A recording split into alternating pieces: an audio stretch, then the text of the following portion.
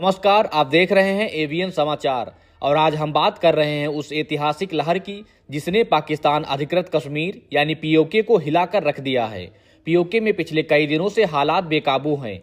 जनता अब खुलकर सड़कों पर है और सीधा टकराव पाकिस्तान की सेना से हो चुका है। 29 सितंबर से शुरू हुआ यह विरोध अब एक जन आंदोलन का रूप ले चुका है। लोगों ने सेना के बैरिकेड्स उखाड़ फेंके। कई जगहों पर पुलिस और आम जनता के बीच झड़पें हुई और डडियाल के पास पलक पुल पर कंटेनरों को हटाकर रास्ते खोल दिए गए। इन विरोधों में अब तक कम से कम 8 लोगों की मौत हो चुकी है, जिसमें प्रदर्शनकारी और पुलिसकर्मी शामिल हैं। पाकिस्तान सरकार ने जवाब में इंटरनेट बंद किया, फोन नेटवर्क काटा और भारी संख्या में अर्धसैनिक बल तैनात कर दिए। सबसे चौंकाने वाला दृश्य तब सामने आया जब प्रदर्शनकारियों ने पाकिस्तानी सेना की वर्दियां और हेलमेट 10-10 रुपये में बेचने शुरू कर दिए। यह सिर्फ विरोध नहीं बल्कि खुलेआम अपमान था। भारत ने इस पूरे घटनाक्रम पर तीखी प्रतिक्रिया दी है। विदेश मंत्रालय ने कहा, पाकिस्तान पीओके में लोगों के मानवाधिकारों का खुला उल्लंघन कर रहा है। अब समय आ गया है कि अंतर्राष्ट्रीय समुदाय पीओके में हो रहे अत्याचारों पर संज्ञान ले। इस आंदोलन की शुरुआत हुई थी रोजमर्रा की परेशानियों से, बिजली, पानी, बेरोजगारी, भ्रष्टाचार, लेकिन अब ये आंदोलन पहचान की लड़ाई बन गया है। आवामी एक्शन कमेटी जो इन विरोधियों का नेतृत्व कर रही है, कहती है अब पीओके के लोग सिर्फ रियायत नहीं, इंसाफ और सम्मान चाहते हैं। कुछ अफवाहें यह भी फैलाई गई कि पीओके में तिरंगा फहराया गया, लेकिन फैक्ट चेक से साफ हो गया कि वो तस्वीरें एडिट की गई थी। असली लड़ाई अब भी जारी है और लोग जान की बाजी लगाकर लड़ रहे हैं। अब सवाल ये है कि क्या भारत अब इस जन आंदोलन को अंतर्राष्ट्रीय स्तर पर एक नया मुकाम दिला पाएगा?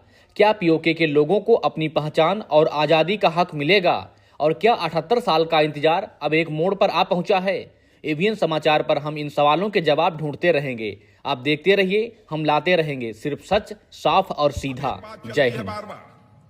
कांग्रेस के लोग कहते हैं पाक occupied Kashmir PoK PoK PoK. बहनों भाइयों, 3 साल पहले ही रक्षा मंत्री के रूप में देश की सेना के जवानों अधिकारियों को संबोधित करते हुए मैंने कहा, पीओके के बारे में हमें चिंता करने की कोई जरूरत नहीं है। पीओके में ऐसे हालात बनते जा रहे हैं वहां की पाकिस्तान की सरकार के कारण कि कुछ देर में पीओके के लोग ही मांग करेंगे कि हम भारत के साथ जाना चाहते हैं। और आपने देखा होगा कि उसके 1 साल 1.5 साल के बाद पाक अधिकृत कश्मीर पीओके से यह आवाज उठ रही है कि हम पाकिस्तान के साथ नहीं रहना चाहते। यदि हमारी बात गलत है, कोई प्रमाणित कर दे। और बहनों भाइयों, आज भी आपने देखा होगा वीडियो, शायद कुछ लोगों के पास होगा, पाक अधिकृत कश्मीर के लोग कह रहे हैं अब पाक अधिकृत कश्मीर यानी पीओके में पाकिस्तान का झंडा नहीं फहरेगा, पाकिस्तान का झंडा उतारा जा रहा है, पीओके के रहने वाले लोगों के द्वारा ही उतारा जा रहा है।